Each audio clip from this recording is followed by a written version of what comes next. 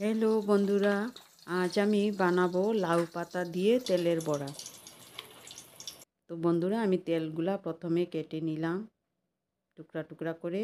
এবার লাউ পাতাটা ধুয়ে রেখেছি, কুচি করে পেঁয়াজ কেটে নিলাম, কাঁচা লঙ্কা কেটে নিলাম।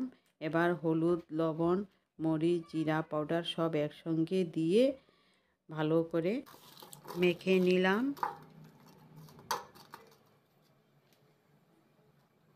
এবার তেলগুলো দিয়ে দিলাম পেঁয়াজের মধ্যে, আবার মেখে নিলাম। এবার লাগবে বড়া বানাতে বেসন, চালের গুঁড়ি,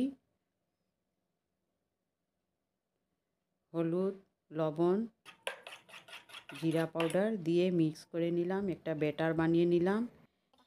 তারপর ধনেপাতা দিয়ে দিলাম। এবার লাউ পাতার মধ্যে আমি এই তেলের ব্যাটারটা সব ভরে নিলাম।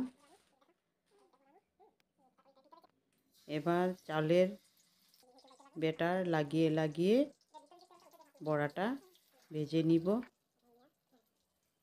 দেখুন, একটা একটা করে আমি চালের ব্যাটার দিয়ে সব বড়া ভেজে নিলাম। তেলের বড়া।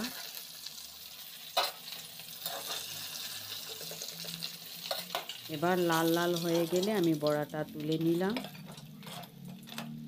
বড়াটা হয়ে গেছে দেখুন বন্ধুরা। এবার আমি ভাতের সঙ্গে, গরম গরম ভাতের সঙ্গে খাবো।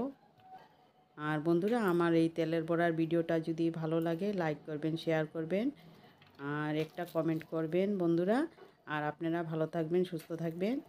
আবার দেখা হবে পরবর্তী ভিডিওতে বন্ধুরা। বাই।